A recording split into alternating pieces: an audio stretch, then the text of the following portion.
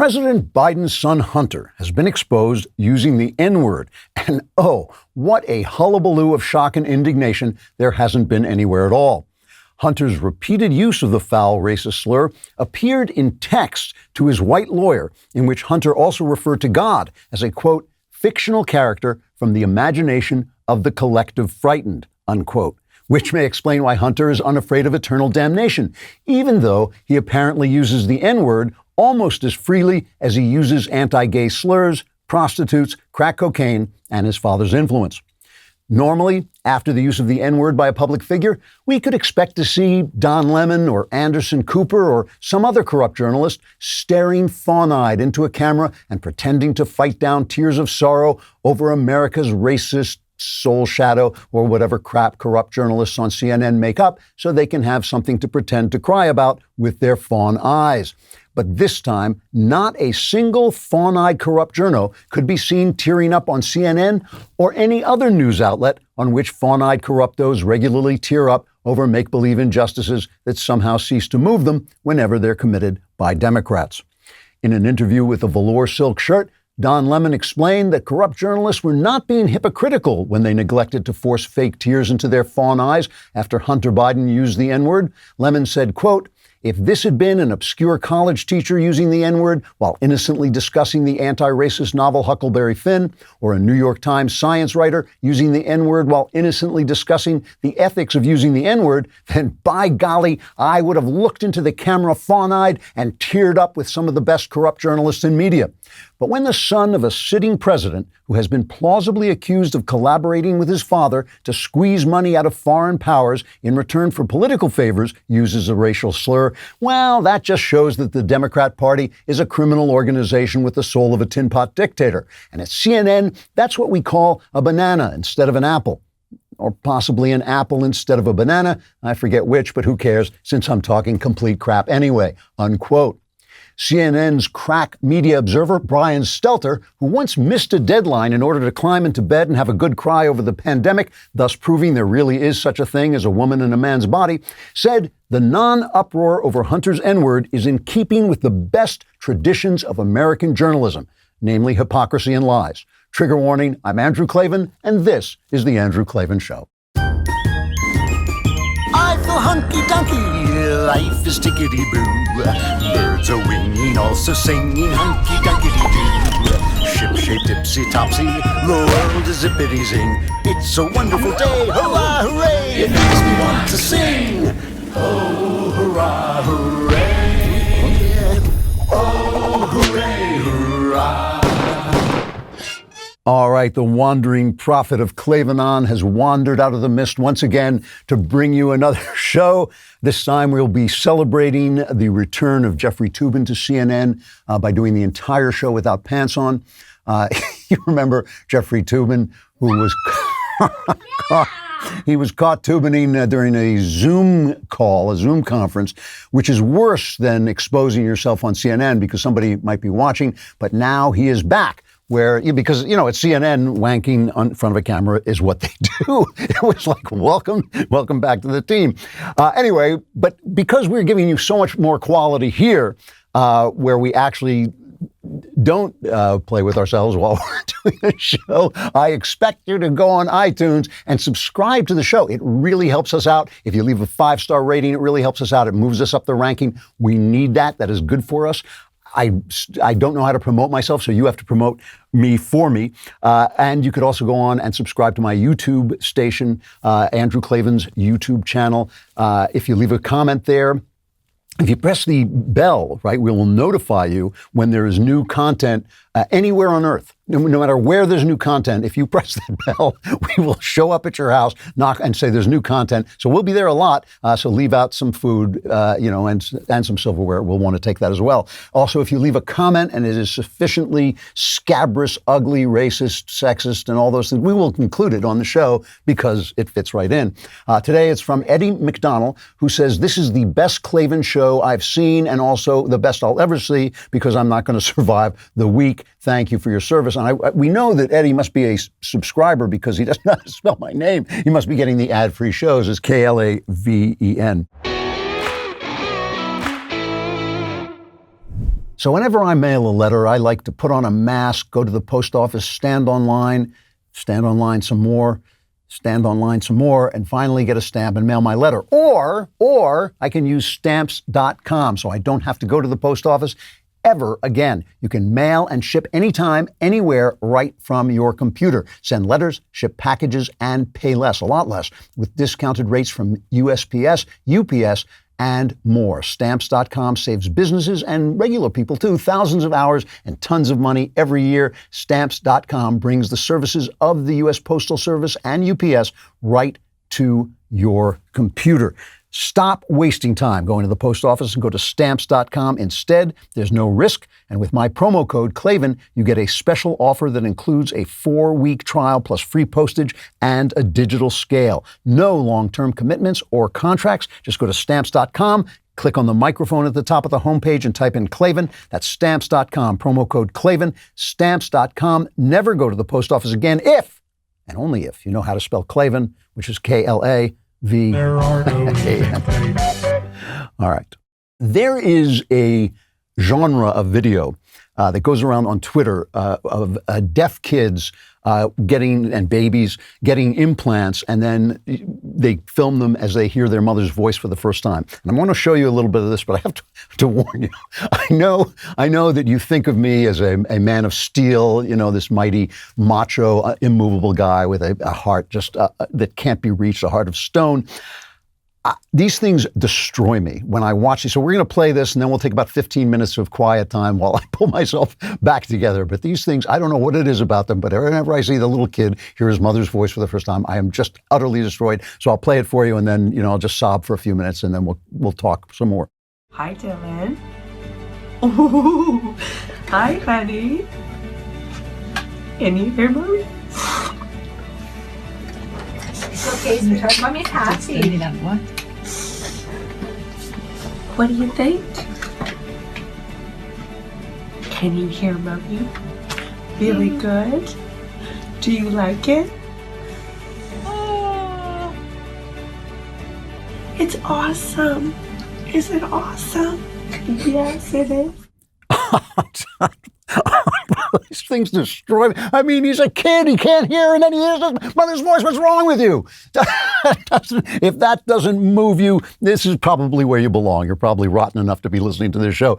Now, when I look at this, the first thing, after I finish sobbing into my shirt, the first thing I think is, wow, you know what? I had forgotten there really is such a thing as science, as opposed to the crap science that's constantly being thrown in our face that means absolutely nothing. I mean, we are living in a world of wonders. Little children can hear they can hear their moms for the first time.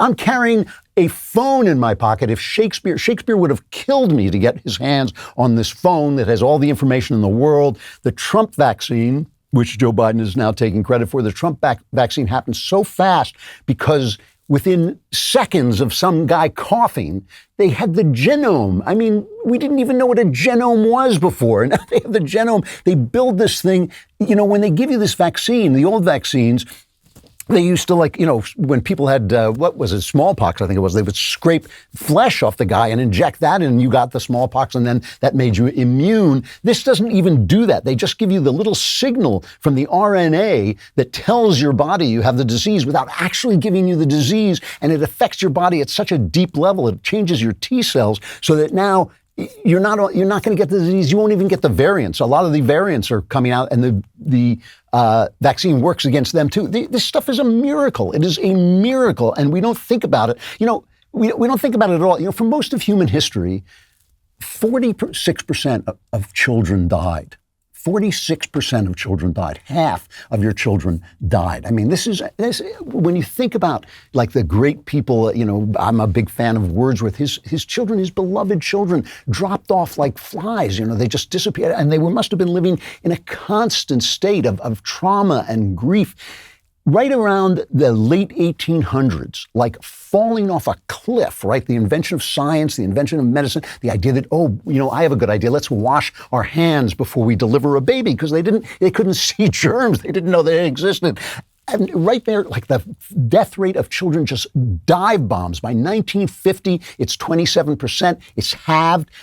Today, it's 3 to 5% around the world. But in a country like America, a modern country, it would be nothing almost, except for abortion. So we kill babies ourselves. So we've become worse. But the science has been amazing. It is science. It is just a miracle. And we should think about it. We should think about the fact. But the problem is we have to compare the science to, and I'm going to use a technical term here, crap science, which is what we keep getting hit with all the time on the news. They just hammer us with the news, and they use the authority in the same way the New York Times uses the authority of what it had because it was a newspaper once, and it's now no longer a newspaper, but it uses the authority of the newspaper, even though it's leftist tripe. In the same way Yale uses the reputation it had when it was a great university instead of now when it's a leftist cesspit. In the same way, science uses the authority, the politicians use the word science to take the authority that it gets from all the miraculous things it has in fact done and uses that to try and sell leftist garbage. There is no existential threat from climate change. There is zero existential threat from climate change.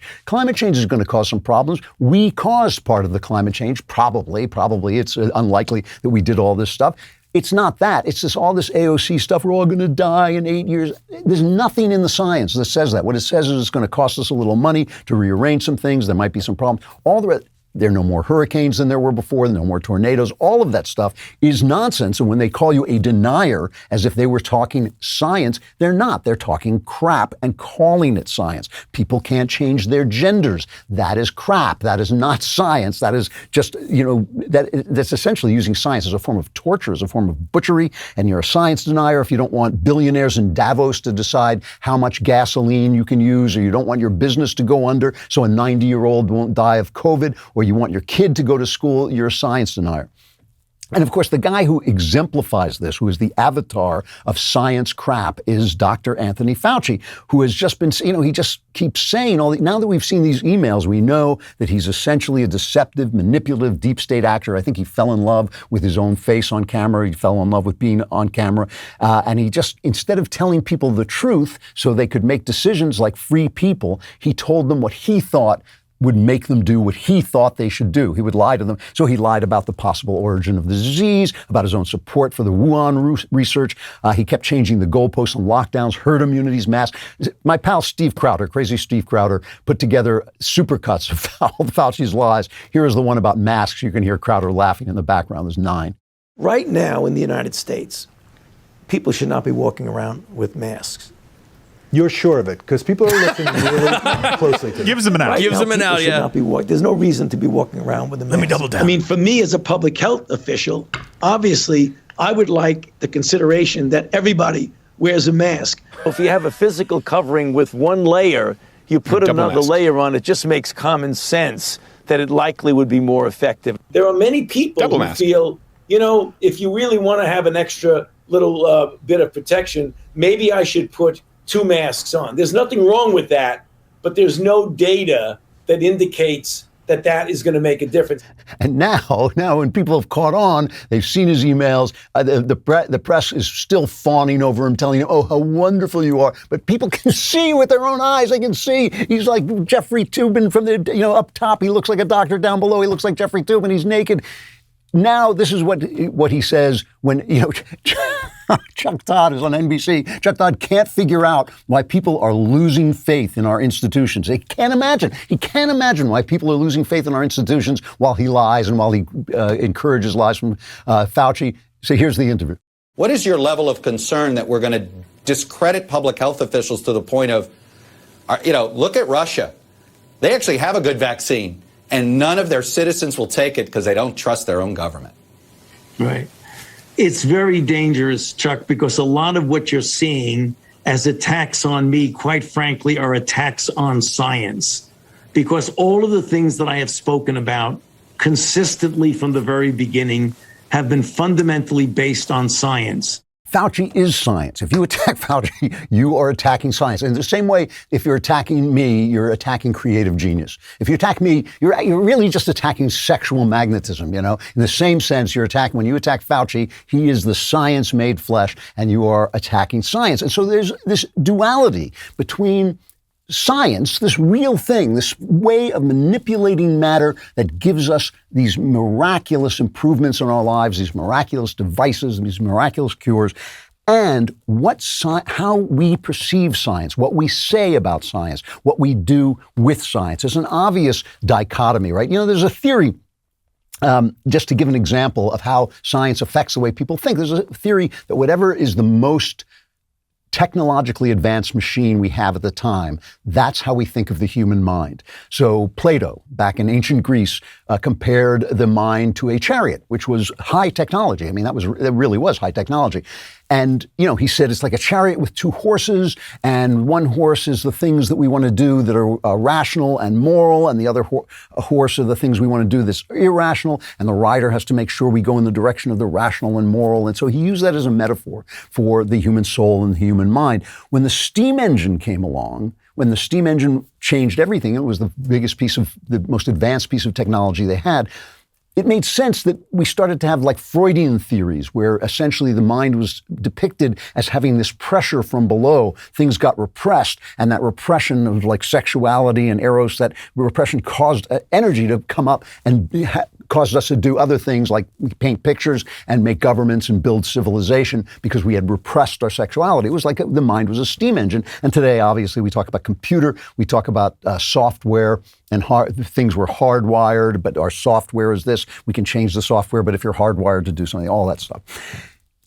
When Isaac Newton published his theories in 1687, that changed the way people looked at things, right? Suddenly you had guys like Adam Smith saying, the economy doesn't need to be manipulated. An invisible hand will manipulate the economy for the better if each person tries to better his life. That kind of, I think, derives from the ideas of Newton, that God isn't sitting around making the planets turn around, that gravity does this. God made the world to work. He made the world to do the things he does. Even, I think, the Constitution, the idea that people with the least amount of government can still govern themselves just in the same way the planets move themselves around the world. But all these things also have false effects, right? These metaphors, these ideas that come out of science, they're our ideas. They're not science. They're our ideas about science, and we make mistakes. So, for instance, I believe that Newton, I think it's pretty clear that Newton gave people the idea that there either was no God or that God had sort of left, what they call the Deus absconditus, that he had made the world and then disappeared. Because if everything was working mechanically, if it didn't work, it didn't need to be adjusted, well, maybe God wasn't there at all. Maybe it was material all the way down. Maybe it was just a clockwork that had been left here by in some strange manner and was still running. Maybe it didn't even need God to make the clock. Science has generated an incredible amount of error. I mean, I think Freud is a good example. He speaks as if he's speaking science. That's why his ideas caught on so much. But when you go and actually read what he says, he hasn't got any science. He's got a couple of patients who said a couple of things and his own ideas. He did psychoanalysis on himself, and then he said this applies to everyone. The same thing with Marx, trying to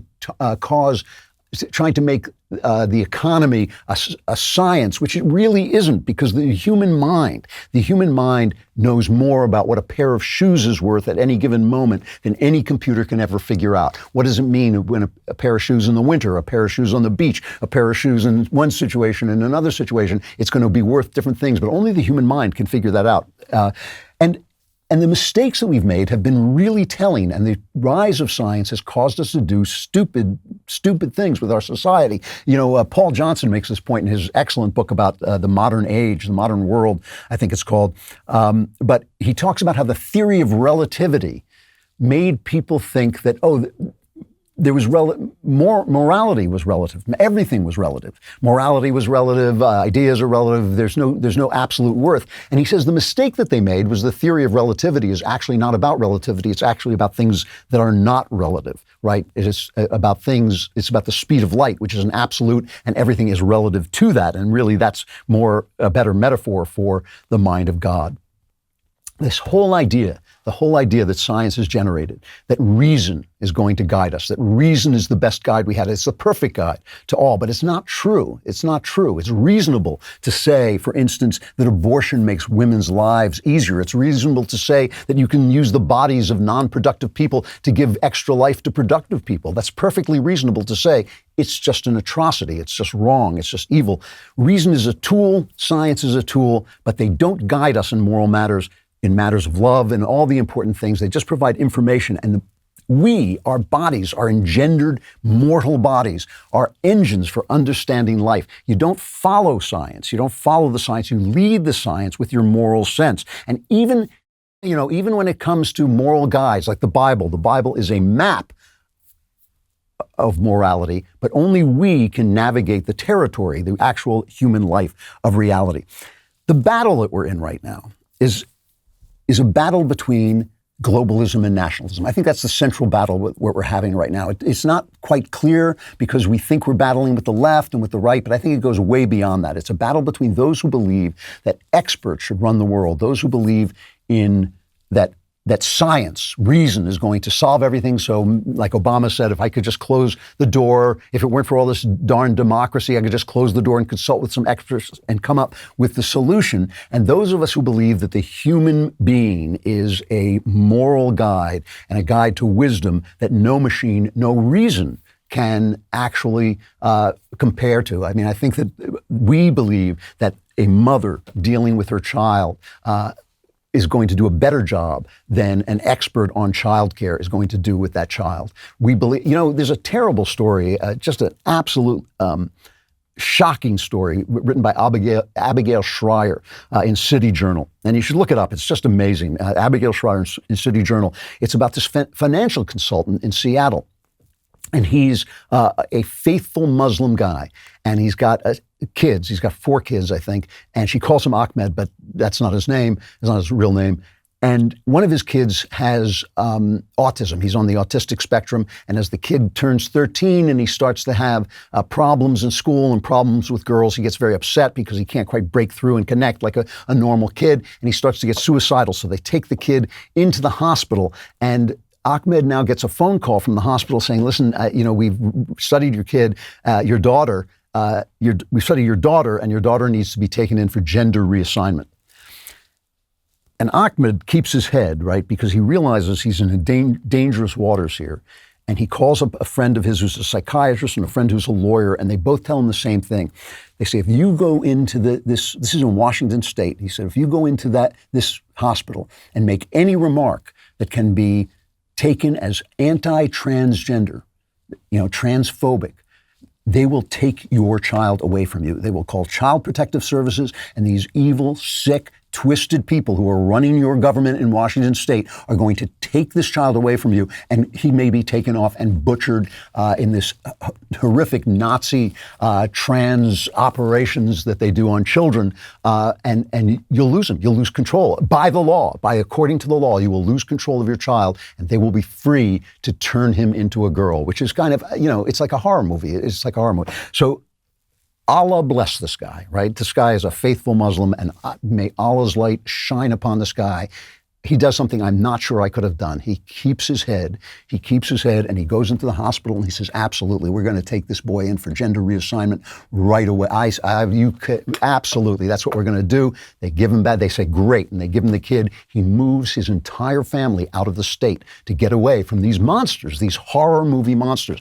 That's the fight we're in. See, the fight we're in is whether you believe that a man of faith, a loving father, is going to do the right thing by his son, or whether you believe your stupid ideas are science. I'm science. That's like what Fauci said. I'm the science. If you believe that you are the science, you are the expert, that you, who never met this kid before in your life, you are going to decide that your sick mind that has imposed this absolute horror show on the universe that has nothing to do with reality, you are going to have the say over everybody. And that's the global vision. The global vision is that the experts in Davos or wherever we put them, at the UN, wherever we put them, are going to make the decisions for you. You don't even have to elect these guys. You can elect your local guys, but they're not going to have any power. It's going to all be done for you at the top. This is why the world is becoming a global place. There's nothing we can do to stop that. The world is going to be a global place. I have a cell phone. You have a cell phone. I was in Afghanistan, got a call from Hollywood. I picked up the phone and it was like, hi, I want to talk to you about that script. I can't talk to you now. I'm in Afghanistan. This is a global world. It is going to be a global world. But the question is, what values will it have? Is it going to be a global world of competing nations where like this is a country of competing states where our ideas, Western ideas, have a chance to triumph over others? That is what I want. What I want is a global world that has been colonized by the West. I want a global world where where Western culture rules. I am in favor of colonialism, not violent colonialism, not conquest colonialism, but competitive ideas, a world of ideas competing, nations competing, where the best ideas win, because I know then we will have a global world, but it will be a global world run by Western standards, and that's what I'm looking for. So is your love life in the doldrums? It's probably because you're not going to RockAuto.com. And I know what you're saying. You're saying, RockAuto.com, isn't that where you can go on your computer and get inexpensive parts for your car? Well, yes, it is, but that makes you look so intelligent that you don't instead get in your car and pretend to drive down. Your car's not running, so you can't drive down to the auto parts store. So you pretend to drive down there and pretend your car has a part. No, go on RockAuto.com. And when you do it, you get to say RockAuto.com, and your love life will turn around like that, my friend. When you say RockAuto.com, women know that you are smart enough not to sit in your car, which isn't running, but to go on your computer and get good, inexpensive auto parts. This is a family business serving auto parts customers online for 20 years. They know what they're doing, and they do it well. Go to rockauto.com right now and see all the parts available for your car or truck, and write Klavan in their How Did You Hear About Us box so they know we sent you, and write Klavan the same way you say rockauto.com. You got to say Klavan, K-L-A-V-A-N.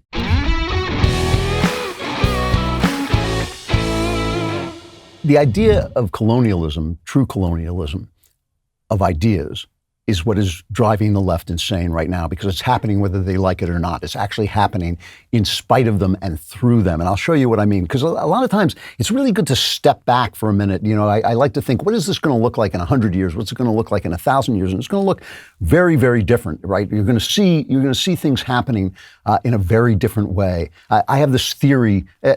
I guess it's a theory that, God works out his will, his goodwill in history, but we supply the bloodshed, right? God, I think, like, for instance, the Reformation, the churches falling apart, going from the Catholic Church to the Catholic and Protestant Church, is a way that we can work out the almost impossible conflict between the individual and the institutions that make society. The Protestantism being more individualistic, Catholicism being more institutional. I think that this is something that God wants us to work out in history. We're the ones who say, oh, let's kill each other. Let's set people on fire if they don't believe in transubstantiation. That'll be fun. That'll be a good idea. We're the ones who bring the bloodshed. But actually, things can happen. Ideas can spread without bloodshed. They can just spread by simply succeeding in a competitive field. And I think that that's the kind of globalization, that's the kind of colonialization I want to have. And these people know, the left knows, that this is going to happen whether they like it or not. I think they know this in their hearts, and they are just resisting it with everything they've got. There was an amazing interview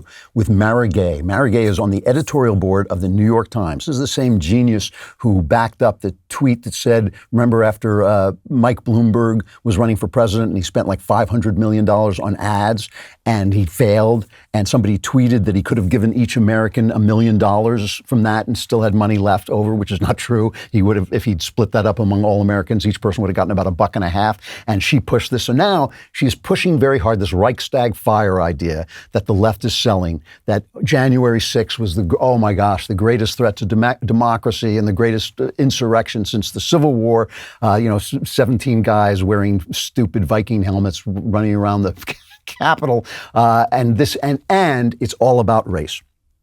And she gives this interview where she says, and we have to give her courage for this. She actually left Manhattan and went to Long Island. And I know, that's like, for a New York Times reporter, that's like going into the jungle with gun and camera. That's amazing. She went to Long Island and she had a terrifying experience. Here's Mara Gay, cut 5.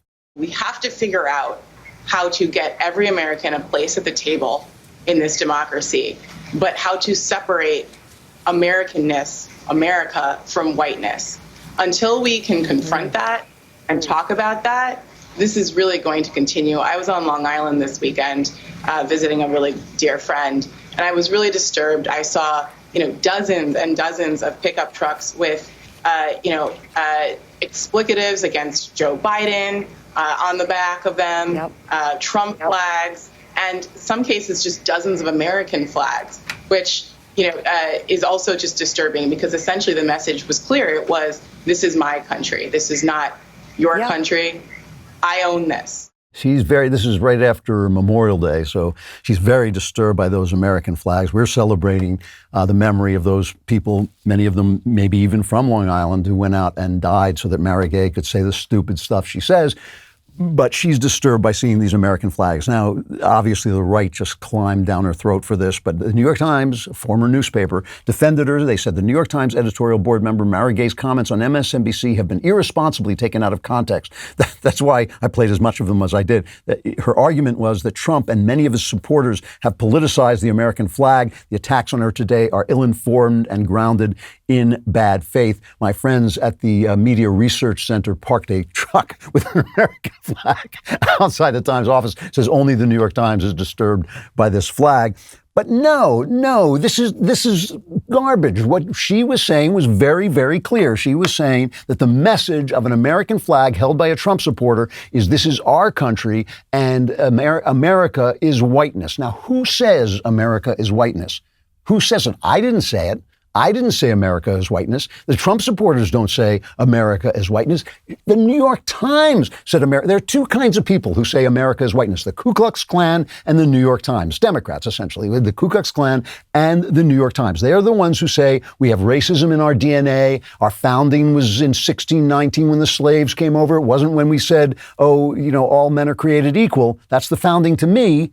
That's not the founding to the New York Times. The New York Times says this country is whiteness. So if you're waving a New York Times, an American flag, you are essentially declaring whiteness. Sunny Hostin said the same thing on The View. Here she is.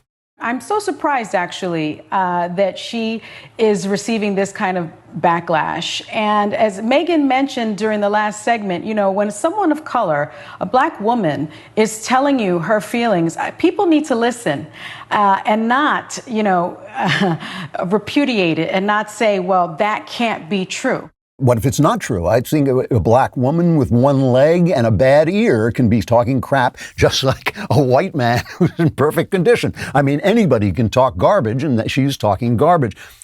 But let me just see, if we step back for a little, what this actually looks like. What are they afraid? Why is America white? I mean, why? What if you just took race out of it? I believe that race is a delusion. Not that there aren't different races. Obviously, there are different cultures. Nobody thinks that a guy from Italy is the same as a guy from England. They're going to be affected in different ways. The weather affects them. All kinds of things affect people. But the ideas that we're talking about, the ideas that form this country, because this country was formed on ideas, out of ideas, and these ideas developed in cultures.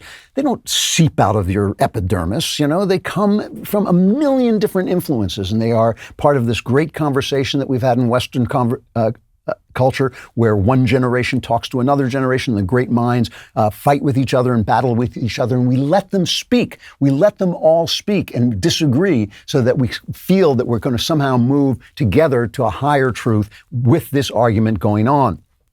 To put this simply, right? There's an old expression. Horace, I think said it. The poet Horace said that Rome conquered Greece. And Greece conquered Rome. In other words, Rome conquered Greece, but then adopted her culture. They loved Greek culture so much that Rome essentially became a Hellenic empire and spread Hellenic thought and Greek thought. Alexander the Great spread Greek thought, and then Rome conquered the Hellenic world and became Hellenic too.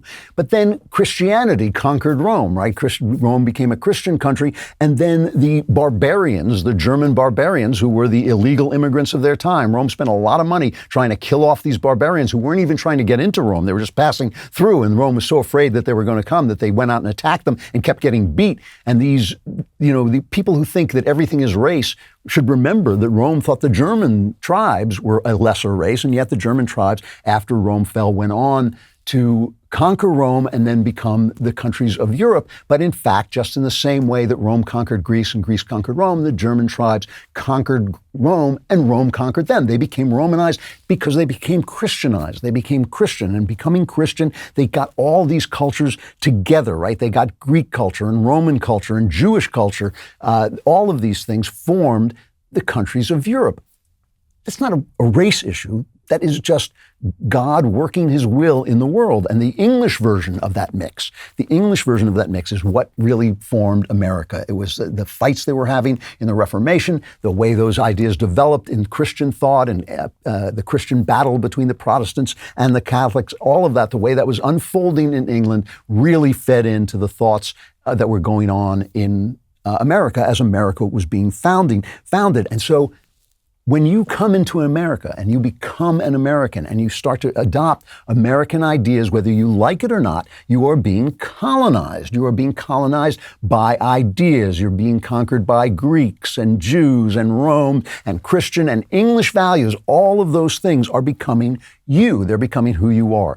So when a person of any color, of any religion, of any stripe at all, is asking for equality, is asking for freedom, is asking for respect as an individual made in the shape of God, those ideas didn't come out of China. They didn't come out of Africa. They didn't come out of the Middle East. They didn't come out of anything but this amalgam of influences that formed Western culture. What the people are complaining about, right? What these people are complaining about they wouldn't even know to complain them if they weren't Westerners, if they weren't made in God's image, if they weren't part of the Christian panoply of history that we see unfolding. To get the things that they want, they have to become the thing they've taught themselves to hate, and they hate it because they're racists. They hate it because they think the most important thing about Thomas Jefferson or Socrates or anybody else is this color of their skin. That's what they think is important about that, and that's why they're being driven insane. It's literally driving them mad because the thing they want is the thing they've taught themselves to hate because they are living under the delusion of racism. That is why, because racism has made them insane. They think like, oh, probably, I don't know this, nobody knows this for a fact, but probably the guy who discovered fire was black, right? Probably an African, maybe even a woman. Maybe she's going, I could cook that thing. That thing that Bob, the caveman, killed, I might be able to cook that thing. Who knows who it was? Are you going to live in the dark because you're a white man and you don't want to culturally appropriate fire? I mean, that's the crazy condition they've got themselves in because they are racist. And we are saying, no, it's all about the ideas. And you know what? If the guy who came up with that idea is an Englishman, and the English want to pat themselves on the back, and they've done bad things, like all countries have done bad things, but they want to say, hurrah for Locke, what a great idea he had. Great. Give them the bragging rights. They should have all the bragging rights in the world. I just want those ideas because I want to be free, because I want people to be treated equally, because I want people to understand that I was made in the image of God and they were made in the image of God. And I want everybody to understand that because I want to colonialize the entire planet with those ideas for one reason and one reason only. They're true. They're good. They are the good and the true and the beautiful. And that's all there is to it.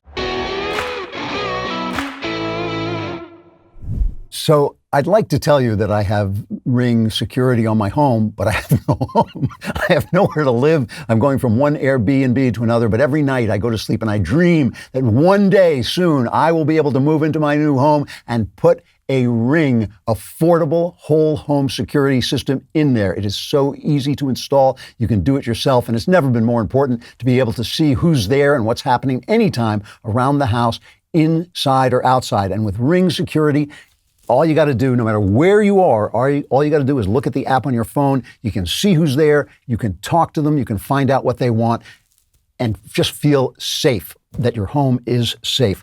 Start protecting your home today with Ring Alarm and dream of the day when I, too, can protect my home with Ring Alarm because I have a home. Go to ring.com/Klavan to get your Ring Alarm security kit today. You can build the system that's right for your home and have it up and running in minutes. So that's something to look forward to for me and for you. Go to ring.com/Klavan. That's ring.com/Klavan. And from now on, when anybody comes to your house, you say to them, how do you spell Klavan?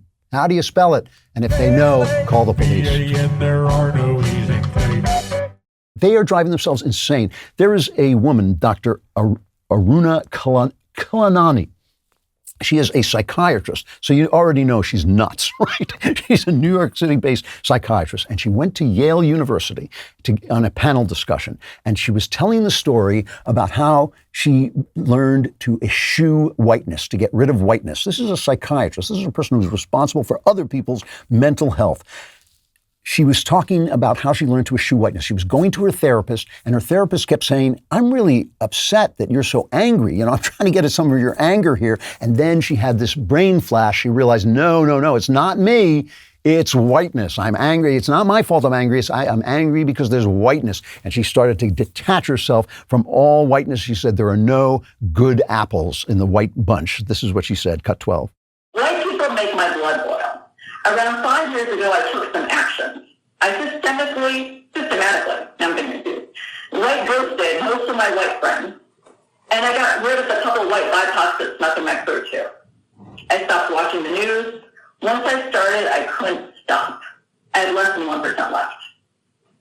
It was also public service. I had fantasies of unloading a revolver into the head of any white person that got in my way, burying their body, and wiping my bloody hands as I walked away relatively guiltless. With a bounce in my step, like I did the world a f***ing favor. She did the world a favor by killing any white man she saw. This is a psychiatrist. This is the person I want to go trust with my mental health. He later said she was speaking metaphorically, but she didn't sound like she was speaking metaphorically to me. She says, part of the other thing she says, we're now in a psychological predicament because white people feel that we are bullying them when we bring up race. They feel that we should be thanking them for all that they have done for us. In a sense, that's true, except I don't think it's a matter of race. I think anybody who comes to America, anybody who gets to partake of this incredible culture of freedom, of equality, of revolution, of argument, of multiplicity of ideas, anybody who gets to partake of that instead of just having to toe the line, just having to go to one church, just having to do what the Communist Party tells you to do, of having the Communist Party tell you what your social worth is if you love them and how it goes down if you don't love them. Anybody should be grateful. Anybody should be grateful. Why wouldn't you be grateful?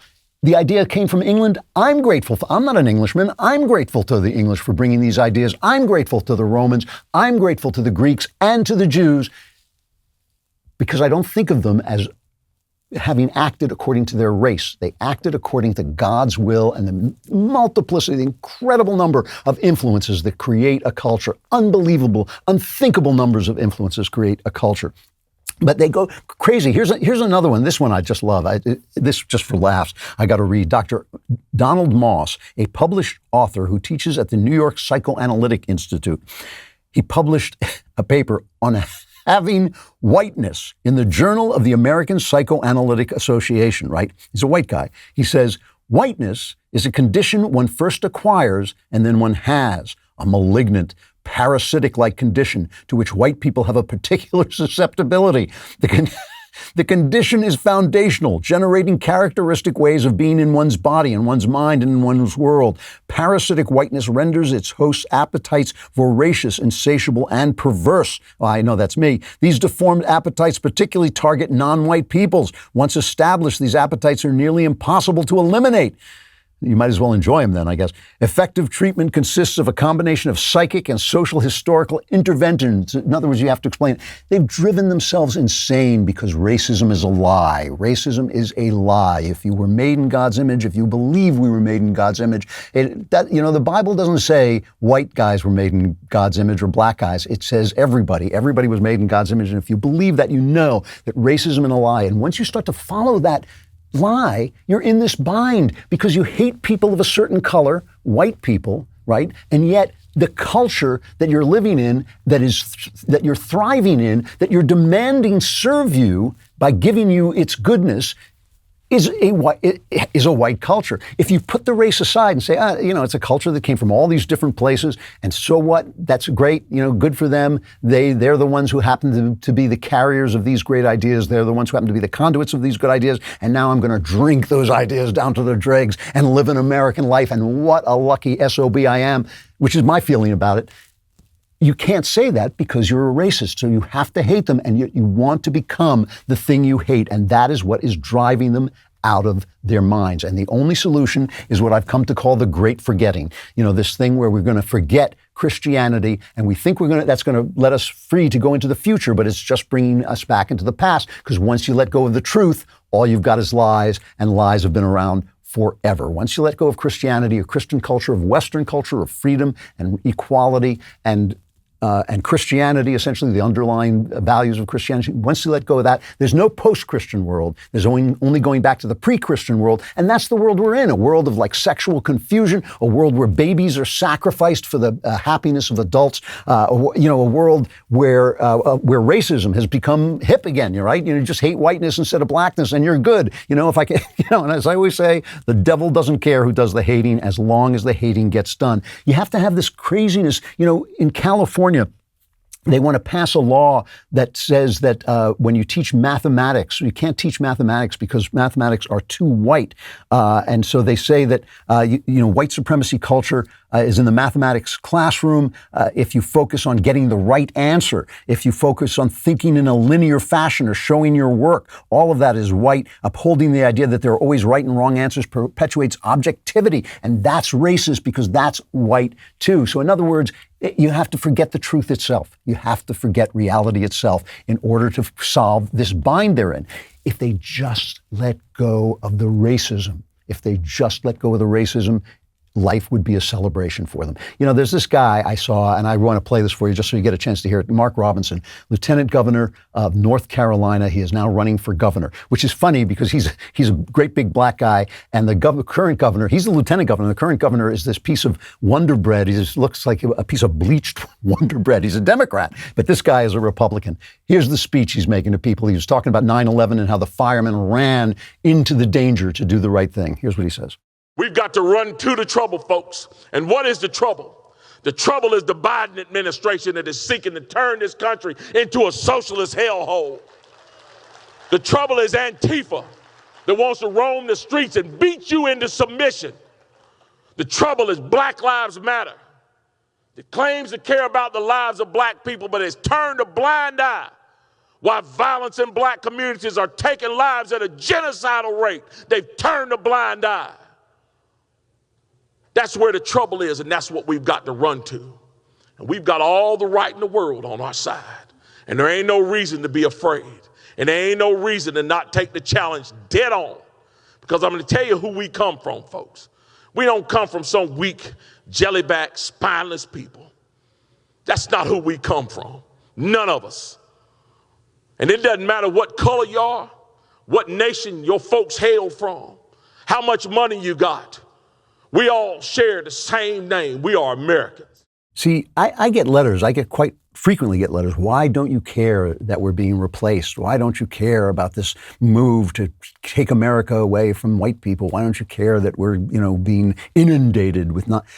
And I don't care. I don't care. I'm not worried about it. I'm not worried about it at all because I don't believe in racism. I do not do race. If that Mark Robinson, if he is not my brother and my fellow American, nobody is. Nobody is. And what I see in this world is God working out his idea, teaching us his ideas through history, and we bring the bloodshed, and we bring the hatred, and we bring the bigotry, and we bring the racism. Let that stuff go. Let that stuff go and start to deal with the ideas, start to search for the truth, start to understand what makes people thrive, what brings them closer to God, what makes them happier, what makes them free.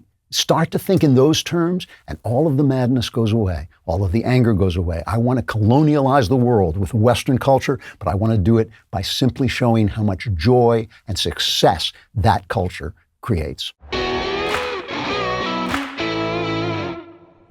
Hey, Father's Day is coming up. I always forget to remind my children that they have to send me some expensive gift. Or, you know what would be great? A MyPillow. MyPillow is a great gift because MyPillow products, they don't go flat. You can wash and dry them as many times as you want, and they maintain their shape. They're made in the USA, and they are incredibly comfortable. And I know this because I never sleep, and I'm lying on my MyPillow and thinking, hey, this is incredibly comfortable. If I slept, I would be asleep by now. If you don't have a MyPillow or know someone who doesn't, now is the time to get one, and especially if it is your dad and you want to show him what a wonderful thing dads are. You know, you want to get a MyPillow because this is a great time to do it, because for a limited time, MyPillow is offering their premium MyPillows for their lowest price ever. You can get a queen size premium MyPillow, which is regularly $69.98. You can get it for only $29.98. That is $40 in saving. That is a good deal. Now is the time to buy. Not only are you getting the lowest price ever, but they are the best Father's Day gift you can think of. Go to mypillow.com and click on the radio listeners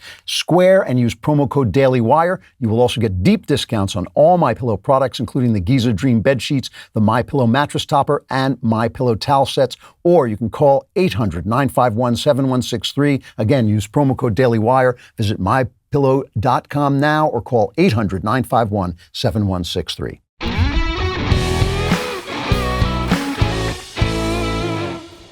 So while we're talking about people coming into America and being assimilated into America and colonized, as it were, I want to talk about gangster movies. Gangster movies are one of my favorite genres of movies. I've sometimes wondered, to my shame, whether there is a gangster movie so bad that I wouldn't like it, but I don't think I've ever found one. And I wanted to recommend some of the ones that I love so much. And when I went on, made a list, to look for a list of great gangster movies. They were all modern. They were all like The Godfather and Goodfellas and The Departed and things like that.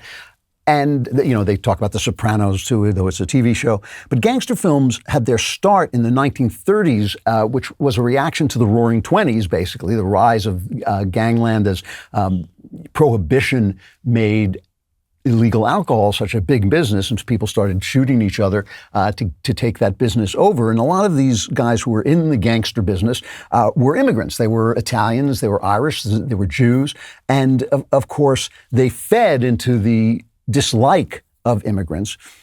But at the same time, another thing that was growing up because of the immigrants who had been pouring in right around that time, at the turn of the century, the 19th into the 20th century, these immigrants had been pouring in. And one of the things that grew up out of that was Hollywood, right? The rise of essentially a Jewish industry that was one of the most successful and most pro-American industries ever to be made in this country, and it's unfortunate it has been poisoned now by leftism, but at the time it was a wonderful industry and a great ad for America. So Hollywood is looking at these gangsters, and at the one point they kind of want to prove that these are not representative of the immigrant experience. They want to put forward their message of inclusiveness that would include the Jews who were making the movie and other immigrants who were making the movies. But at the same time, they want to profit off the violence and the kind of romance of outlaw masculinity that gangsters represent, this kind of the freedom and sexiness of having no morals, of just taking what you want. And as these films started, three of the greatest films ever made were the first gangster films, three of my favorite films of all time. And you have to understand when I talk about these that you have to adjust for time. These are old movies. They are the acting is different. The timing is different. Obviously, the special effects aren't great. So you have to kind of adjust, just like when you're reading a Victorian novel. You have to sort of adjust for the different languages, and it's the same thing. One of the first, two of them came out at almost the exact same time, 1931. One of them was Little Caesar, which was the breakout film of Edward G. Robinson. I don't even know if young people know who Eddie G. is anymore. Edward G. Robinson, you may have seen him in Soylent Green. He was in that. You may have seen Bugs Bunny do the famous imitation of, see, I'm gonna take you out, see? You know, and he was a great, great actor, made a living as a gangster, hilariously, of course. He was a very cultured Jewish gentleman who spoke like 7 languages. But Little Caesar was based on a novel, a really good novel, by the way, a really fun novel by W.R. Burnett. It was directed by Mervyn LeRoy, one of the great early directors. He directed I Am a Fugitive from a Chain Gang. He helped produce The Wizard of Oz. He was responsible in a lot of ways for the success of The Wizard of Oz. And the problem they have with these pictures is they wanted to give you lectures about how bad it was to be a gangster, but they also wanted to capitalize on the fun, violence, and sexuality, because this is before the Hays Code. So they could still have people sleep together. They could still have women in states of undress. They're quite sexy pictures, although not this one particularly, but they are very sexy pictures.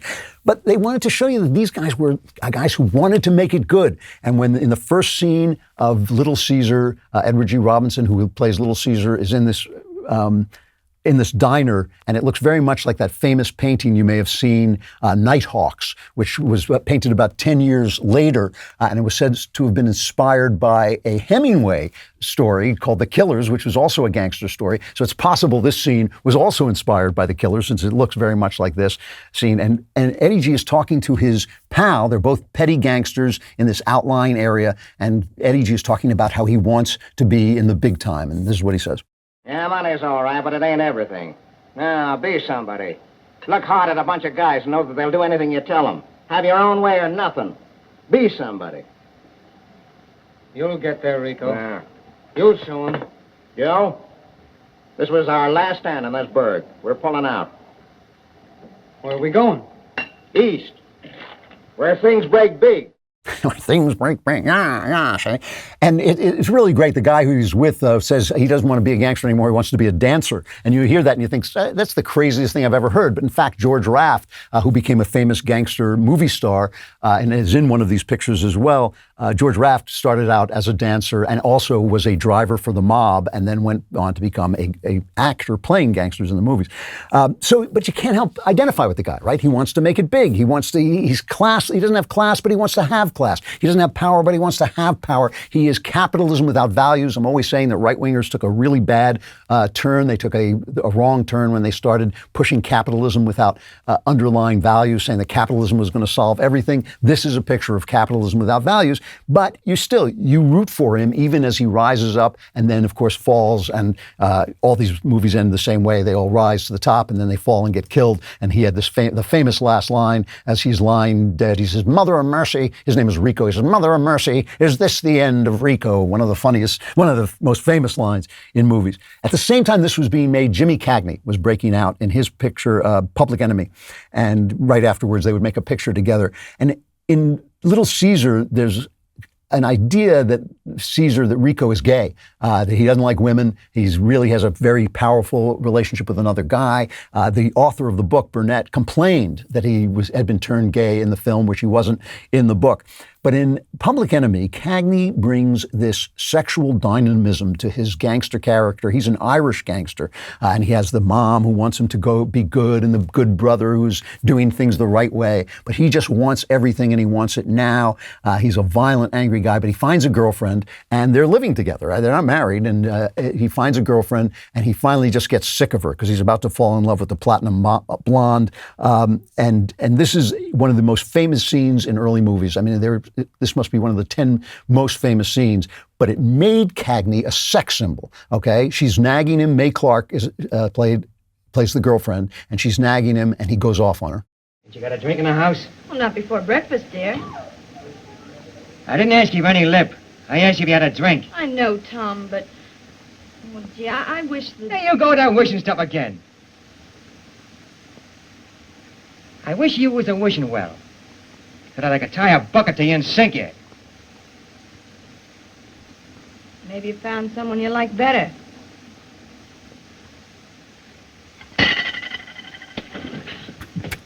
He picks up a grapefruit, if you're listening, and he stuffs it in her face and walks away from the table. And that scene made Jimmy Cagney a sex symbol for women. So guys, don't ask me, man. Don't ask me how that works. But apparently a grapefruit in the face on screen, don't try that at home, but on screen, a grapefruit in the face makes you a sex symbol with women.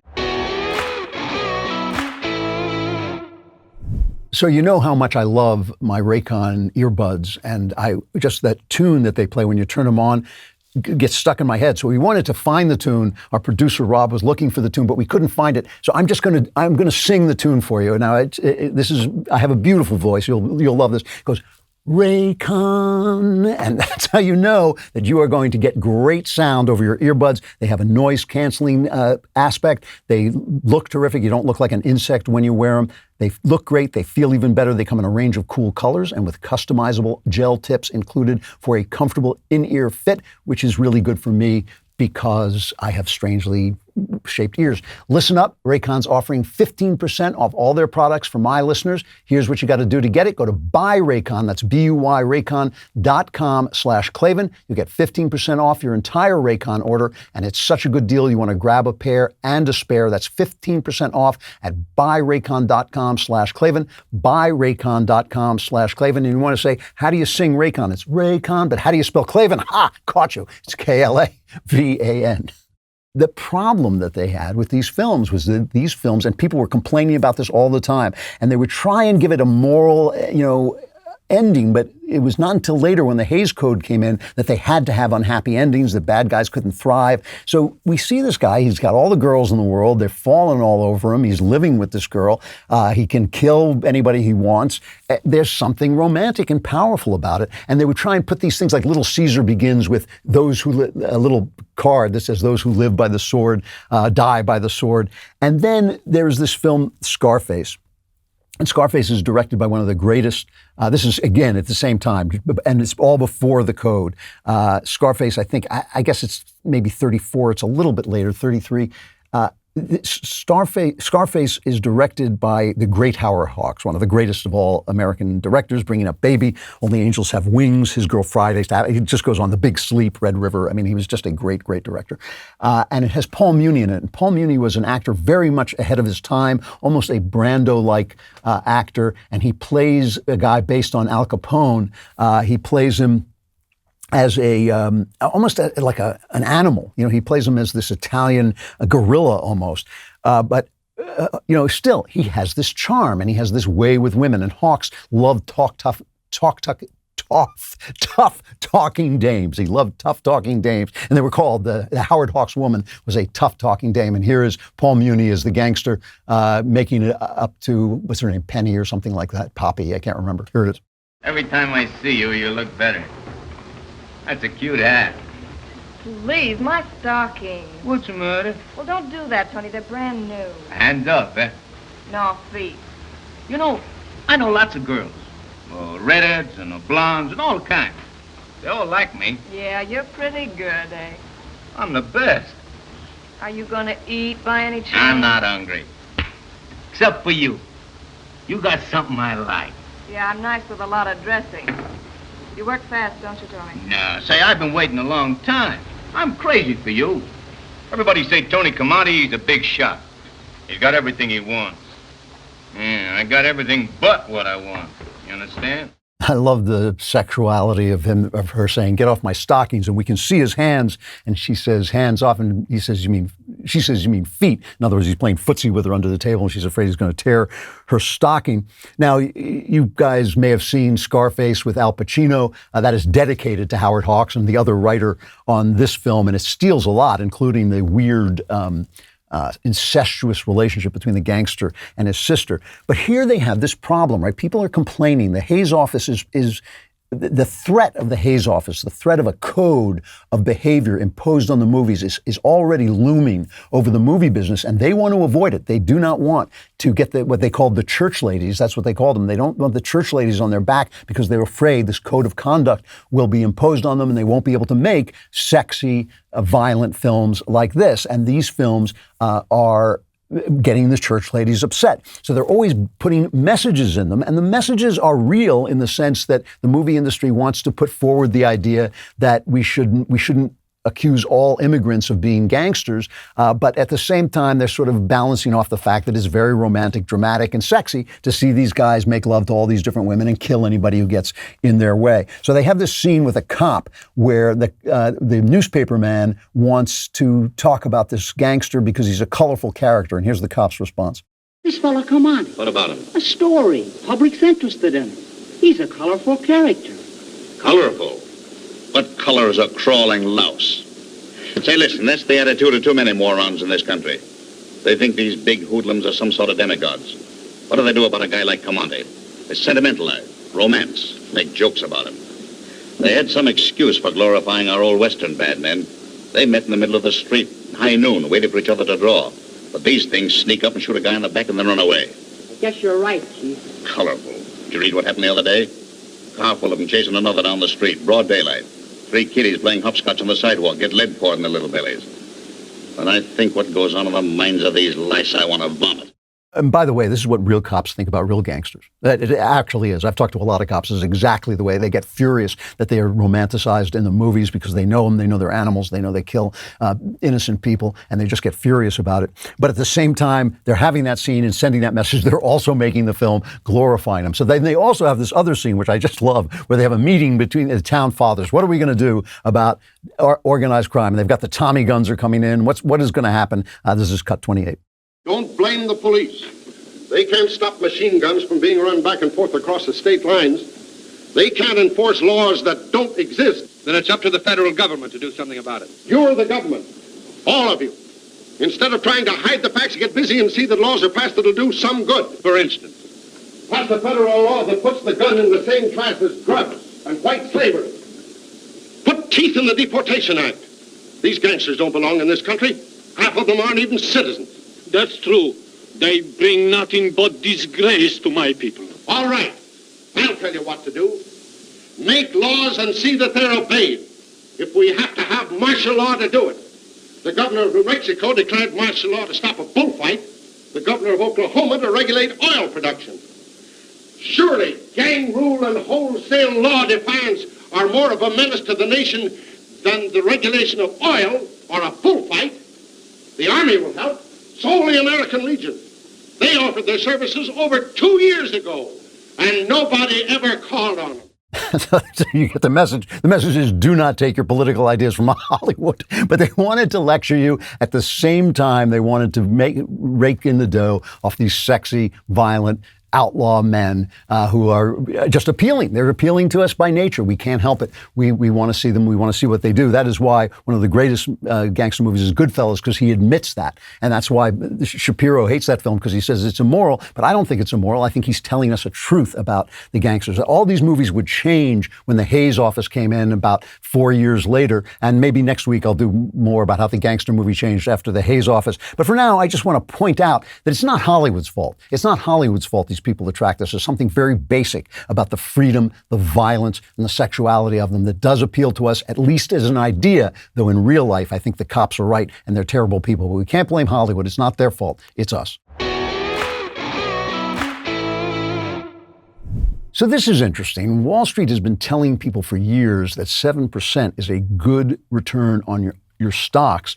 It's just not. That trading, they tell you that trading is so complex that you need a financial advisor, and you don't. Real people are making 30%, 50%, and even 100% a year on their money trading stocks, even when the market is tough. Carnivore Trading is an anonymous team of elite Wall Street strategists. They're legends among Wall Street heavy hitters, and now they've gone rogue. They're allowing everyday folks like us to see and mirror their explosive trades. If that sounds too good to be true, try Carnivore. They will let you see the trades they're making right now for free. Go to getourtrades.com and use promo code Klavan to get 2 weeks free. And if you join Carnivore Guarantees, you get 5 times your subscription fee or double your money back. Go to getourtrades.com, promo code Klavan, getourtrades.com, promo code Klavan. See the website for guarantee terms and conditions. Past performance is not a guarantee of future earnings. These are the people who really, really know how to spell Klavan. It's Klavan. There are no easy things. It is no secret that the amount of content we're putting out is growing rapidly, both in numbers and in quality, from our new investigative journalism to our sports column to the Friday classic, The Andrew Klavan Show. There's a lot to see, hear, and read. So much to see, hear, and read that even the most avid Daily Wire member would be hard-pressed to keep up. But don't worry, we have a solution. You can now find all the conservative content you love wherever you are on the Daily Wire app. Even if you're not a Daily Wire subscriber, you'll be the first to know what's trending with mobile notifications for the latest news and all your favorite content only a touch away. Download the Daily Wire app and stay up to speed with the freshest conservative voices around, no matter where you are. If there's anyone with an expansive supply of truth bombs, it's Candace Owens. And while we all love watching her drop them, it can be a little tricky when you're on the go. That's why we've made sure you get your weekly dose of logic, no matter where you are, with Candace, the audio podcast. Whether she's asking Donald Trump if she can be on her on his ticket in 2024. We're enticing Adam Carolla to expose Hollywood conservatives. We're giving feminism the roast it deserves with her panel of guests. You're always guaranteed a smart, funny listening experience. So subscribe to and download Candace, the audio podcast on Apple, Spotify, or whatever your platform of choice may be. And if you like what you hear, be sure to leave a 5-star review and keep Candace's podcast at the top of the charts.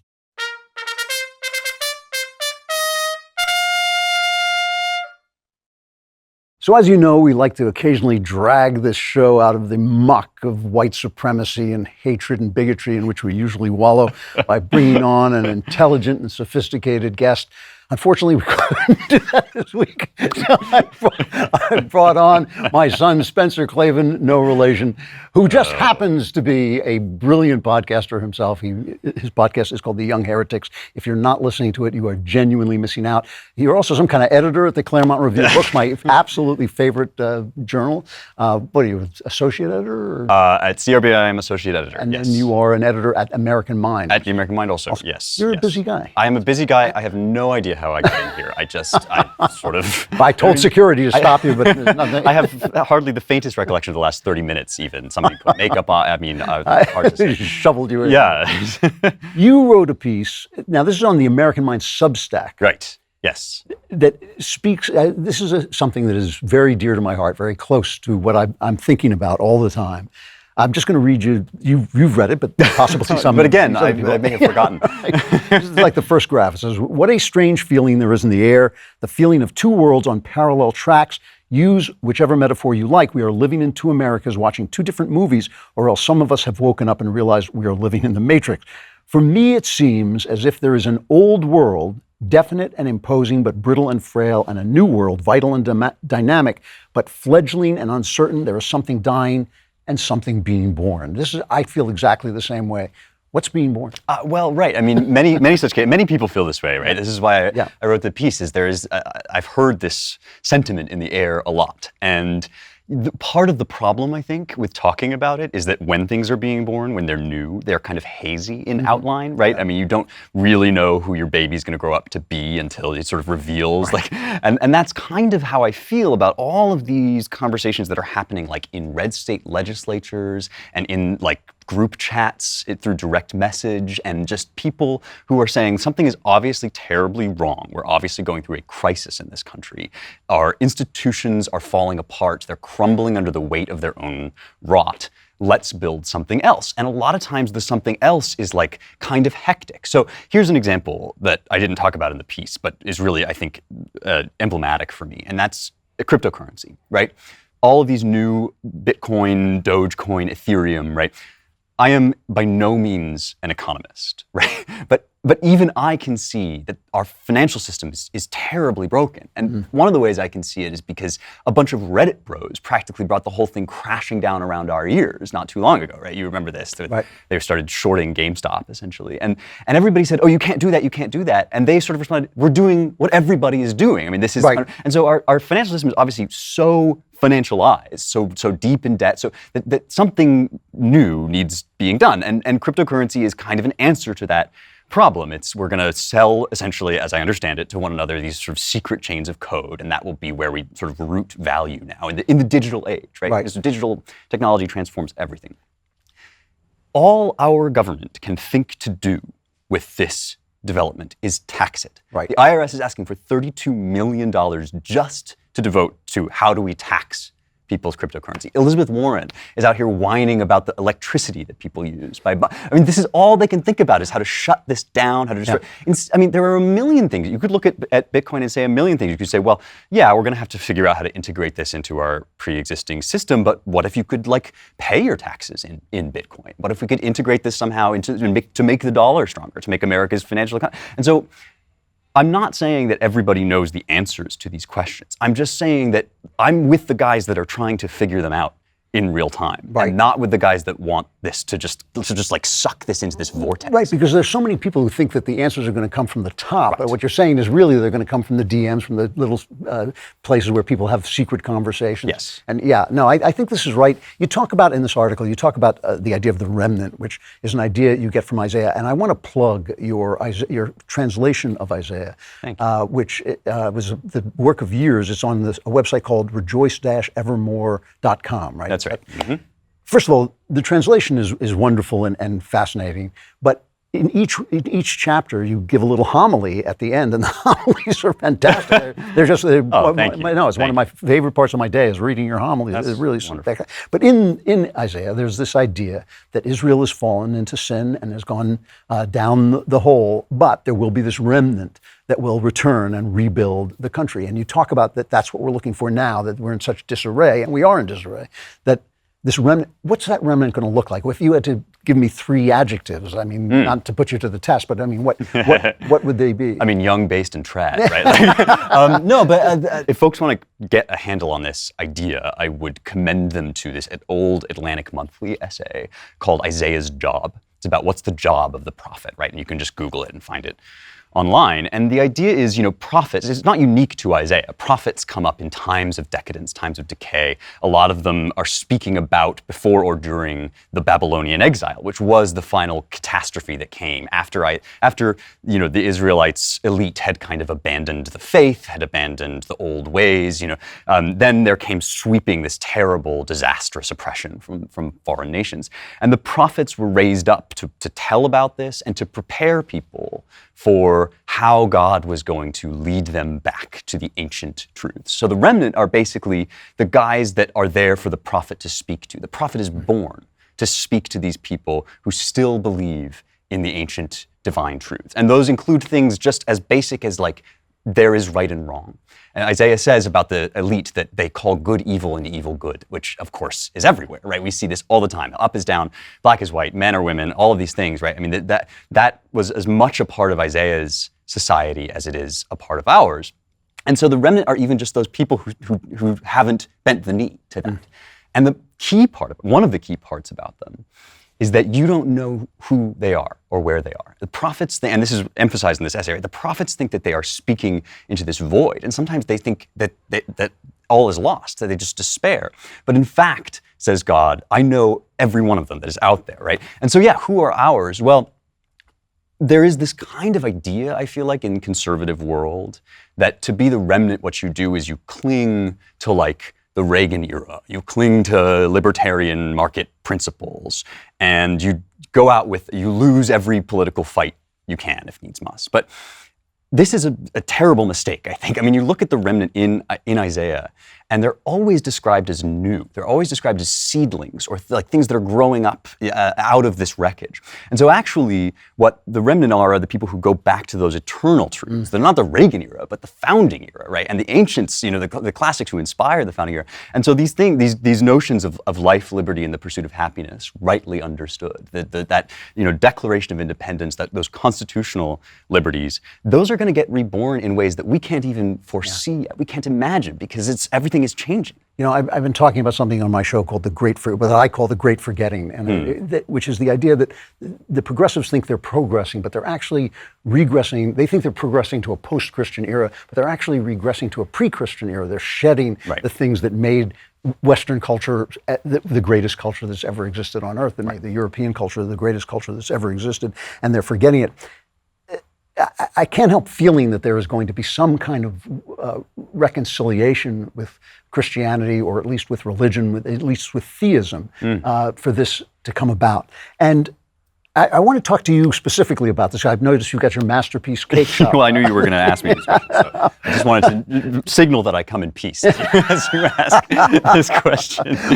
Well, I mean, I think, a lot of this circles around sex, and I mean and that's true in the Bible too. That when people start to fall apart, they start to rape angels in Sodom, and people start to lose their way in terms of their sexual relationships and all this stuff.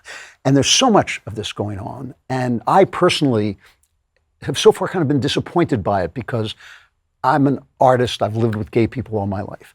You are a gay, your mother says. Yeah, I told her. I thought she would tell you, yeah. Conservative Christian, right? When I supported all kinds of gay rights, including gay marriage, but I find that since this decision where a couple of judges basically said, yes, now you can have gay marriage, things have gone pear-shaped very quickly. The Masterpiece Cake Shop, this is fascism, to tell an artist what he has to make on his cakes, what ideas he has to put on his cakes. This idea that children are being butchered to change their sex. Is it possible this toleration was wrong? I mean, once we stopped killing you, do we now have to bake you cupcakes? Well, you should certainly bake me a cupcake because I will eat it. No, but you do not. You do not have to bake people cupcakes, and that's why I think it was obscene what they did to Jack Phillips. And I know that there are going to be a lot of people out there listening to this conversation who hear you say I'm a gay Christian conservative and immediately say, well, there's no such thing, right? I mean, I get this a lot. I completely understand that. You know, I understand it both because this does represent a reconsideration of some of the things we've believed for hundreds of years, right? And it's not unheard of to do that in the West, to sort of look again at, for example, ideas about slavery, right, which have obtained for a very long time and wonder whether they were quite right. And so we did go through something like that in this country. Some of it was, I would say, salutary, but I compare it to BLM, right? Black Lives Matter. You and I were living in Los Angeles both when the summer 2020 hit, and these people tore the country apart. I was sitting in my apartment on 3rd and Fairfax, and I watched them break into building after building as the newscasters said things like, well, one man's riot is really another man's right? Yeah. Nobody looks at that event and thinks, well, it was probably a mistake to free Black people and to make them full citizens. Right?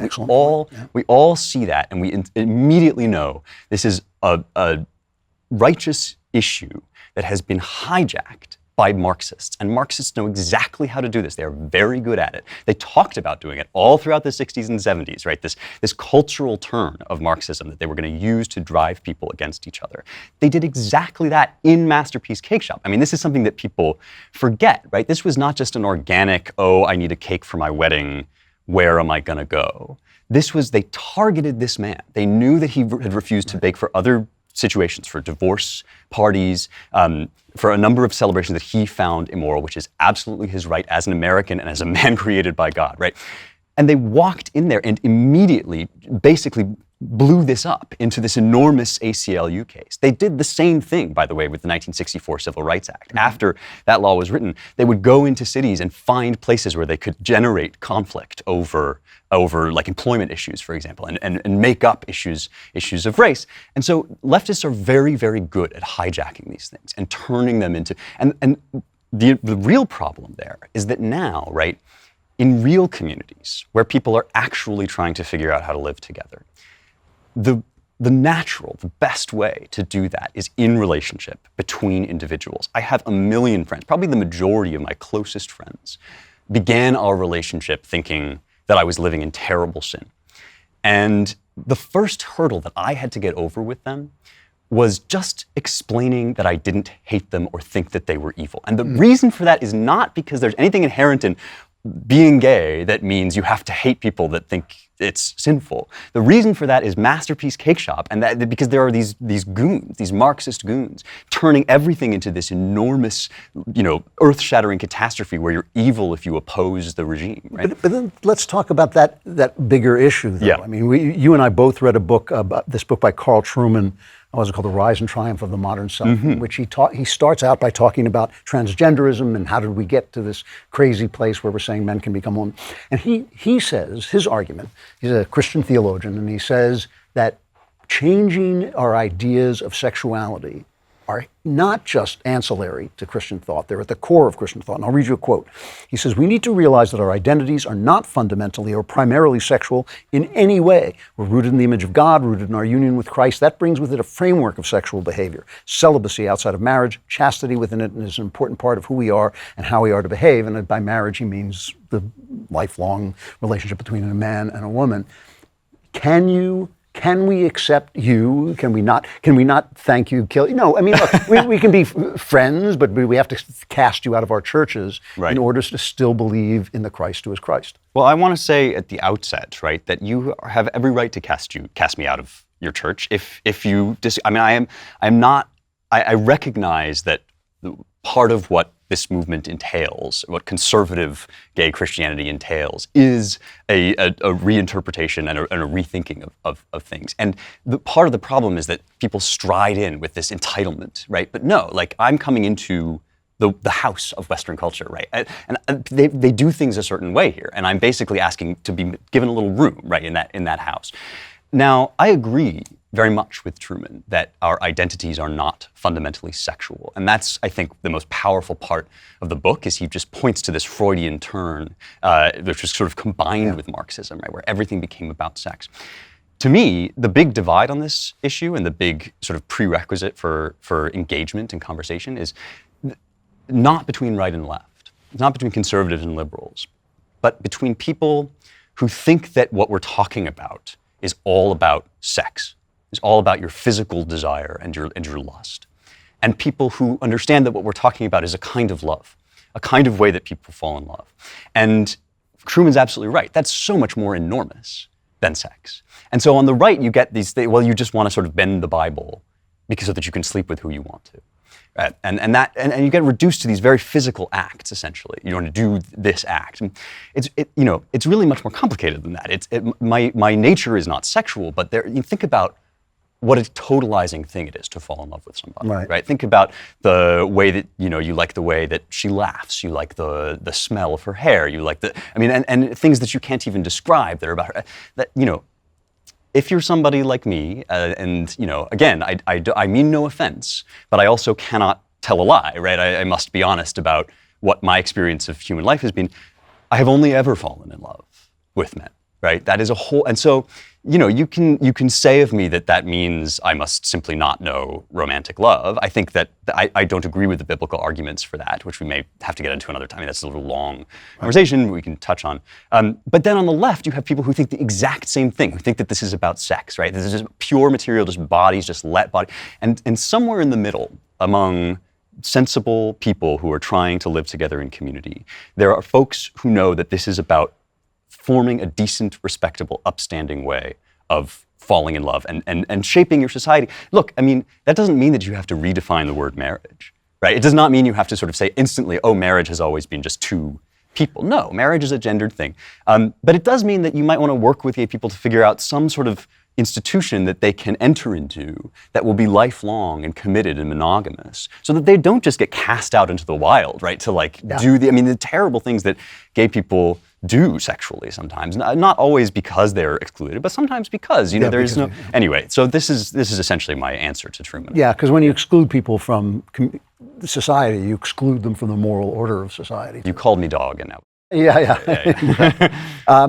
We're out of time, but I just... right now, our president is an idiot, our press is corrupt, our music is trash, our movies are trash. We have no arts worthwhile that... I love the arts, and I'm not seeing anything new that really moves me. Where do you look for hope, briefly? Well, I look actually right around me, into my immediate surroundings. And this was an insight that I found during the aftermath of the presidential election, which was probably my bleakest moment politically. It was, in the middle of COVID, the election had gone terribly wrong, all of these things. And I noticed that my emotional life was really closely keyed to these big ideas I had about where the country was going, and not keyed to what was going on immediately around me. Yeah, that's immediately around me, right? That's smart. Yeah. I have in my immediate life, I have a deeply loving, committed partner whom I adore. I have a job that fills me with passion every day, and I have people who are working in my community to try and figure out how to ban this critical race theory nonsense, to protect children from the predations of the trans lobby, all of these things, right? That's where I find hope. And I actually think that's more real than Twitter. Yeah. So, Excellent. Great talking to you. The podcast is Spencer Klavan, no relation. The podcast is The Young Heretics. Do not miss it. And also, if you're not reading the Claremont Review of Books, you really are missing out. There are two those are two cultural institutions that will not only fill you with ideas, they will give you hope. More to come. All right, you know what time it is. It's time to gather your troubles around you, kiss them goodbye, because here comes the mailbag. I keep forgetting I'm president. I wish I could forget. All right, from Melvin, dear Klavan the Wise, I'm a 29-year-old man, and I've recently gotten serious about looking for a potential wife. I'd really like your opinion on a discussion I had with a friend of mine recently. He asked me what qualities I believed a good wife should possess. I admit I struggled with this question quite a bit, which is why I would like to hear your opinion. Thanks a million. You know, a really good question, because feminism has made it sort of like insulting to think there actually is such a thing as a good wife, but of course there is. Wife is a job, it's a position. I think it's an elevated, very high and honorable position. And but it, just like any position, it entails rights and responsibilities. Of course, it all begins with you. I mean, it begins with what you want and what you're looking for, who you hit it off with, that kind of magical thing that nobody can actually tell you anything about when you find yourself with somebody and you just want to be with them and you're laughing all the time. And it's everything is interesting. As a girl once said to me, when you fall in love, everything is interesting that you're talking about. And I think that, you know, that is all obviously stuff about you, and also what kind of life do you want to live? I mean, this is something that people should talk about before they get married. It really is. You know, is it a family life? Is it a life with kids in it? Or do you want to, you know, be a shallow, empty, you know, people with a dog and a nice car who take big vacations but have nothing in your life of value? Totally up to you. Don't let me influence your ideas. But you know, I mean, if you want children, if you want those children to have a mom, that's a life that you're going to have to, you know, that you want your wife to want, not to force upon her. And it's a life you're going to have to think about and how you're going to get it and what sacrifices you're going to make. You're going to have to make sacrifices no matter what life you choose. And so you're going to want to have a woman who shares those values. She doesn't have to agree with you about everything, but she has to share those values. But I think in more general, you know, I'm a guy who I like feminine women, right? I love, one of the things I love about my wife is she passes through a room and magically suddenly there are flowers all over the place and everything looks better. I pass through a room and everything's broken. I'm like living entropy, you know? So she restores everything she goes through. She's a very feminine person. And because I don't bring a lot of that energy to the table, that makes us a really good match. And we've had a really great time together.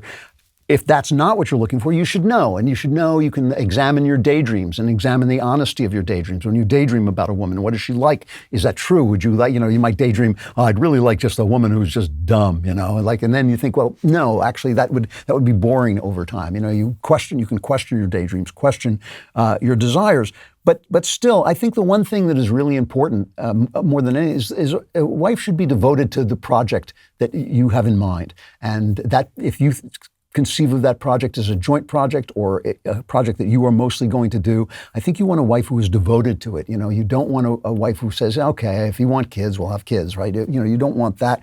You want somebody who knows how to talk and to laugh instead of fighting. You want to avoid drama, which is a more feminine flaw than it is a male flaw, but it is no good for relationships. You don't want drama in your relationships. You want communication and talking and affection and sympathy. But, you know, listen, it's hard for me to say because everybody likes something different, but I like women who are women. I like women who are sympathetic, tender, kind, who love beauty, who bring beauty to the table, who bring kindness to the table. And I want that devotion that I think that women are capable of that men aren't. So you have to decide for yourself, but you have to examine yourself first and know what kind of life you want. From Andrea, dear mastermind of Klavan, this is an embarrassing question, but one I've been struggling with for 10 years of marriage. My husband has strange demands in the bedroom. Sometimes what he wants makes me nauseated. I've given in frequently, but eventually it starts a fight when I want to take a break. I'm not a prude, and I have a hard time believing most women would comply with his requests. It has gotten to the point that my sex drive has significantly decreased. That is the only thing we fight about. We have 2 young daughters. He's a good father, and I love him so much. What do I do? Do I give in to the things he wants or holds my ground? Well, the answer to this is simple, but it's not easy. And I have to tell you that just from what you say in this letter, it's hard for me to see a passage to a good outcome here, and it's certainly not an easy outcome. Let me start by telling you my attitude. This is my general attitude. This is not an answer to your question in any way. This is my general attitude. My attitude is that there are sexual obligations in marriage. In marriage, you should be generous about sex. You should be willing to try things that delight your partner. You shouldn't worry about being in the mood. You shouldn't worry about things that maybe, you have to get used to. You should try and bring joy and pleasure to your partner in the bedroom. And, I think probably sometimes that entails more responsibility on women than it does on men, because men are more immediately sexual and they're crazier. Men have crazier desires. I'm generalizing, obviously, but men have crazier desires than women, so women have to be a little bit more patient. Having said that, I point that out because I feel that this is not that situation. I'm taking you at your word when you tell me you're nauseated and you're not a prude. That makes me think that this guy is into something that is really unpleasant, really difficult, and really ugly. No, I'm sorry. No, you are not a blow-up doll. You are a lady. You're not just a lady. You are the lady of the house, which is, as I say, an elevated position and deserves elevated treatment. And you should not be made to feel sick to your stomach in bed. A loving husband does not make you feel sick to your stomach in bed. He doesn't make you feel humiliated, and he doesn't hurt you either. All of those things are subject to choice and to attitude. You may have an attitude where what nauseates one person doesn't nauseate another. And again, I think you should be generous and broad-minded, but I'm taking you at your word that this is really something that a normal person would find disgusting. And no, I don't think that that's something that you have to endure.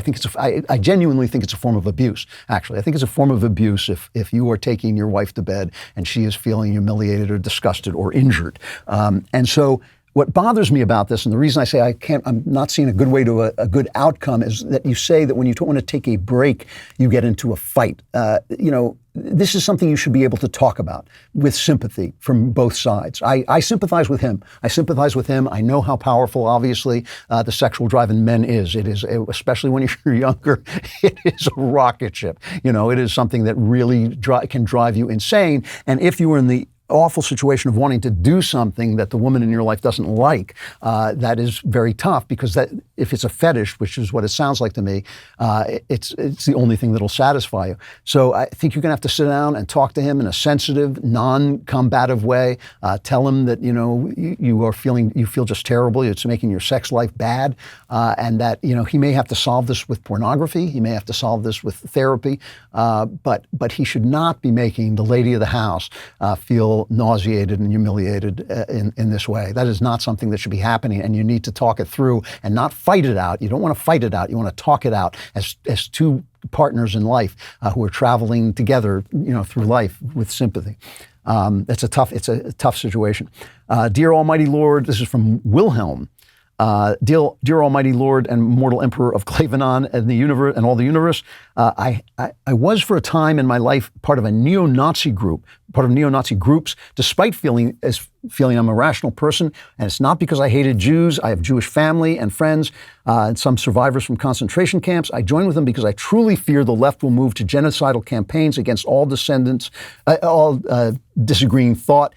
In the not-so-distant future, seeing leftism infect the Marines while I was in, and seeing it in the streets when I got out, pushed me to join the only group that seemed to be willing to use the same violence they use against us. In my time there, I found many that were not hating Jews and even pro-Jew, but many of us were simply seeking a way to stop the left's madness. This goes on, but he says ultimately he got out and helped other people get out. And he is now part of a movement in Germany that is trying to restore monarchy to Germany. And his question is, I know you are all-knowing and omnipotent, that's true, so please, O Lord of Klavan, please save us all. He says, how do I stop good conservatives from becoming as extreme as I once did? That's his question. First of all, I want to congratulate you on getting out. Some people get sucked into those things and then can't face the mistake they've made and don't get out. I'm glad you got out. I'm glad you found a healthier way out. And you obviously don't want to act out of hate, but you don't want to act out of fear either. I know that there are people on the left, a lot of people on the left, who would like to eliminate the right. And I don't know if they want to do that through violence, but I think that there are a lot of people. But is that really going to happen? Just because people want something to happen and just because you're afraid of it doesn't mean it's going to happen. And I think you may be jumping the gun. It is a sin to commit violence in anticipation of someone else's violence. I know that the left has gotten violent. I know BLM is violent. I know Antifa is violent. But is this a violence that really calls for a violent movement to counter it, or can we do this through the law? I think those are things you really have to think about. I know a lot of people, you seem to have given up on democracy. You want to restore monarchy. I know a lot of people on the right feel this way. I think we're jumping the gun. I think that democracy and at least republicanism and freedom have a good century left in them. But if you feel this way, you have the right to do what you're saying. Simply act in love, act with joy, and people will follow and spread your message to those who are willing to hear it, and people will follow you in to a more constructive method. But I think you yourself should think about whether or not you're acting out of fear. Whether just because people want to do something, and just because there are bad people, and just because sometimes those bad people do things, doesn't mean you have to react in fear and think that they are going to win. That's not necessarily the case. I have to stop there. We'll be back again next week. You won't be here because the Klavanless week is upon you. It is like a crushing darkness falling like a avalanche of a night upon you, and you'll be crushed underneath it. But if you manage to crawl through the rubble and get back here, we will be back again next Friday. I'm Andrew Klavan. This is The Andrew Klavan Show.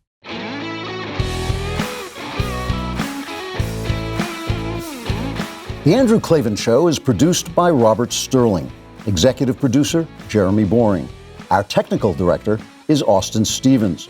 Supervising producer, Mathis Glover. Production manager, Pavel Vidowski. Edited by Danny D'Amico. Lead audio mixer, Mike Cormina. Animations are by Cynthia Angulo. Production coordinator, McKenna Waters. And our production assistant is Jacob Falash. The Andrew Klavan Show is a Daily Wire production. Copyright Daily Wire 2021.